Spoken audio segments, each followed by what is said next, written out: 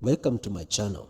This is part 1 of a conspiracy TV show on Top TV series recap. The film begins with a young boy running around a snowy backyard, evidently enjoying it, and his mother playfully encouraging him. In the house, an old chap opens a newspaper to find a single clover leaf in one of the pages. Outside, the mother and the son are startled by a gunshot sound coming from the house. This is Travers, an intelligence analyst working in one of the New York offices, and he can be seen nonchalantly walking to work. As soon as he enters the office building, his assistant Maddie asks for help filling up a crossword puzzle and then fills him in about the day's events. In his office, which resembles an old-fashioned law office, he watches across the parking lot to see his father-in-law and mentor David Hodges parking his old and trusted car. David is a superstitious fellow, and there is no way he can allow himself to step on the number 13 or park in its slot. It is almost as if he has seen a cobra slithering on the ground. They all assemble at the day's briefing.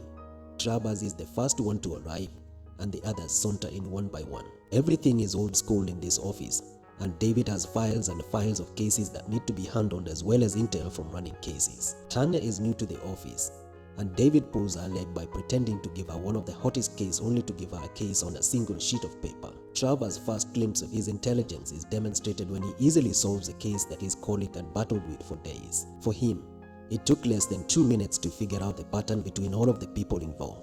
Travers checks into David's office and notices the broom nailed on the wall. Turns out, the janitor brushed against David's feet, and since he thinks it is an omen that bears 10 years of bad luck, the only way to best is to nail it on the wall. He shows David the patterns in the crosswords of the 7 most widely distributed papers in the country. David dismisses it, telling him he needs to take a break.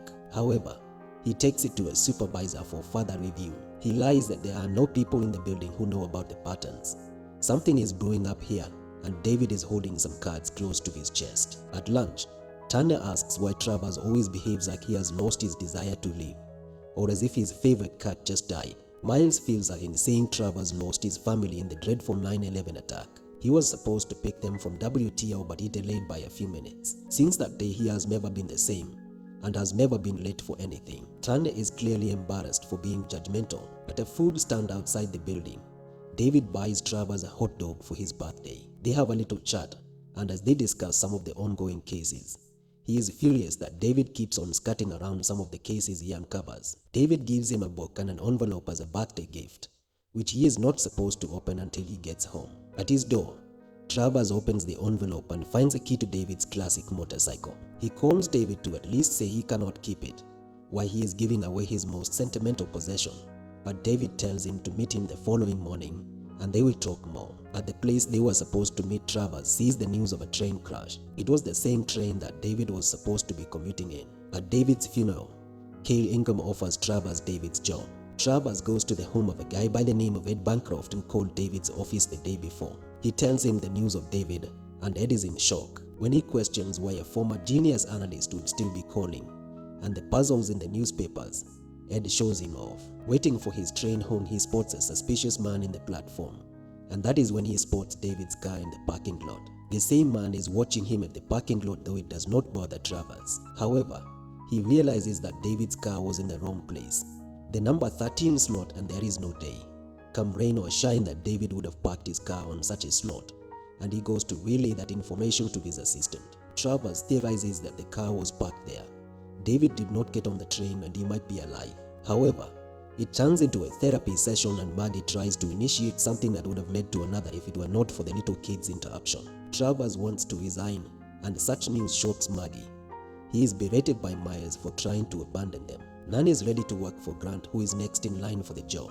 He opts to stay and is taken to his new office by Ingram. There, he meets his new secretary, who was on the phone with his new girl, and is given his new security clearances. Inside a home, a man ushers himself in, goes to a room where there are a group of old men having some whiskey. He asks if anyone double-checked if Tom was gone forever, and they assure him they saw his brains, to which he remarks, "Everything is back on track." Tanya checks into work, probably suffering from a head-splitting hangover, and collides with Travers checking in for his first day as boss. Ingram takes Travers to a meeting with the head of American Policy Institute, Mr. Spandler. He will be reporting to him just as David was. He is offered a case that he takes to his team, assigning them tasks to complete. The man who committed suicide at the beginning of the film had his will executed by his lawyer. His estate was to be shared among his 2 wives and children. His second wife is shocked by the amount of assets he has left her and goes to investigate some of them. That's where she finds out that her husband was leading a double life. He had a secret townhouse where he spent nights, read books, and probably entertained other guests. Shifting from colleague to boss is not going well for Travers, as nobody is taking his assignment seriously. Travers has hired an off-book techie to try to uncover the puzzles in the newspapers and encourages him to put his nose on the grindstone and find out more about them. Travers goes through David's stuff and finds a picture of them as a family. He checks out a pending coded message on David's machine and goes to Ed for more answers. He theorizes that David may be parked on the wrong spot to tell them something was wrong. For Ed, the code is easy to crack and does so easily.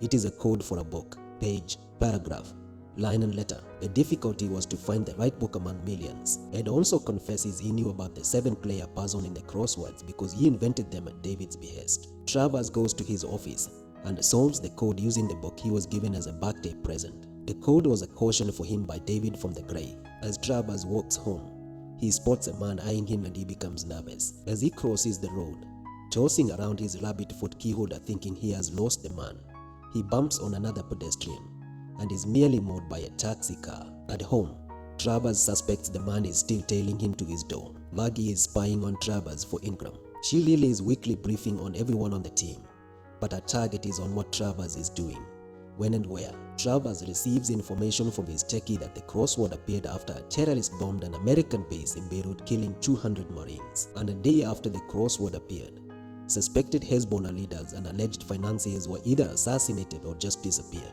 Tom's wife rummages through his husband's belongings and finds a yellowed clover leaf from one of his study desks. At their daily briefing, Travers receives nothing from his team and is furious. Everyone seems involved with other things, such as Grant with his love for donuts, Miles about Nigeria revolts, and only Tanya has something. This is where we learn Travers has a short fuse and explodes to them. He goes to the roof to get some air. Unknowingly, someone is watching from the opposite building. There are people seriously investing in knowing what he does, and Travers gives us the impression he knows someone is watching. Here, someone is following Travers and he knows. He pretends to tie his shoelaces to get a clear look of his face, but the fellow seems good at it.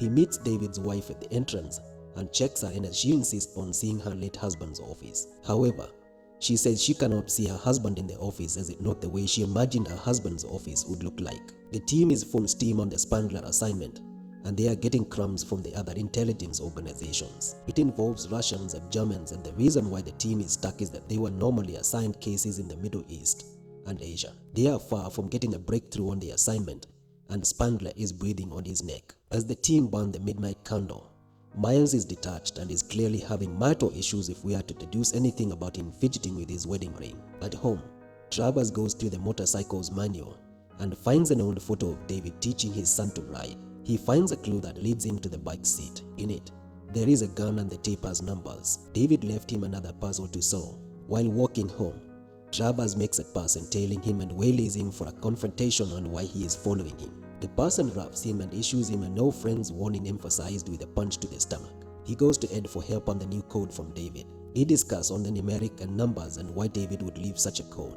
Did he think his life was in danger? Ed theorizes there is a conflict between him and David's son, and they are fighting over the motorcycle. The son says it is his birthright and wants it. While repairing the bike, Travers finds the clue for the code and goes to Ed. Turns out, David left a baseline for Travers to know he has the right code. His son named Travers. At the office, Miles tells the team that the man they are chasing is squeaky clean. Nothing fishy in his records. Absolutely nothing. And he speculates being this clean is highly suspicious. Travers goes to Spangler's office and he is introduced to the man who accosted him the other night. He is a special agent from the FBI assigned to evaluate his credibility for security clearance. Walking home, Travers has cracked the code and gives his techie another assignment. Meanwhile, there is a different man following him. The man goes to his boss and reports that following Travers is pointless for him as he has already made him. However, they take note that he is still digging on David's death and has visited Ed several times. A call is made. Morning comes and Travers is going through his morning rituals. He is making coffee to jumpstart his brain cells. He stares across the window, and that is when he spots the beautiful brunette neighbor on the adjacent building. He is clearly smitten. Spangler and Travers are attending a meeting in Washington with the National Security Council.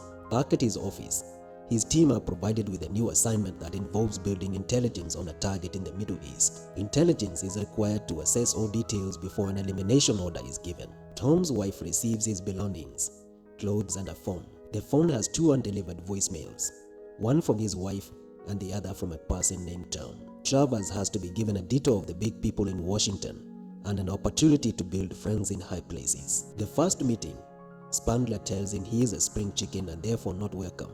It is a meeting of old friends catching up. The second meeting, he has to convince the CIA that the intelligence they compile is incomplete without API's input. In this meeting, Travers aces it with his brilliance. Turns out, Travers has his own agenda in Washington too. He meets with an old friend from Washington who gives him details of the individuals he decoded from David's code. The person is anxious and jittery as this meeting is off book and the intel he is giving is not supposed to be the CIA. In next meeting, Travers and the Spangler meet with security chiefs and has no trouble creating friends. He convinces them that API exists because it sees and hears everything. Travers is surely building himself a profile here. Kate, Tom's wife, goes to the city apartment and looks around. She finds a food order that leads her to a Chinese restaurant. There, she gets the phone names of the man in the voicemail. As long as she keeps on digging, there is no way she can move on. The team is working on the intel and finds that the building CIA intends to target houses children. It becomes a question of cost-benefit, taking out a terrorist and with children as collateral damage or letting it go and he slaughters more. When they reach out for help from Travers in Washington, he throws the ball back to their court. At the Security Council, they are not at first convinced on the importance of API being part of the larger security entity. It is at this point where Travers is afforded the luxury of witnessing Spangler's persuasive schemes. Back at the office, his team okays for the hit to go ahead. For such, it is required for the decision to be unanimous. It is first time for Tanya and she is still wrangling with morality and duty as a data analyst. The job of delivering the bad news is given to Grant, who is very apprehensive about the whole thing. At their hotel, Travers and Spangler are celebrating their achievement in Washington. Spangler gifts him a new briefcase fit for an intelligence boss. Back in New York, Travers arrives in his apartment and the first thing he does is to check out his new crush. This dude is completely sold. It does not go as he expected and probably behaves like a pervert. Or maybe the girl is playing hard to get. In his office, Travers takes over the Spangler case and his team seem to be rolling on well. However, he seems to be distant. Something is bothering him. Hey good people, that was part 1 of the TV show. Check out for part 2. Like and subscribe. Travers now has some names. The team has profiled a case without him. Kate has the name of the man Tom was with. Travers has a crush. Let us see how all of that pans out. Thank you.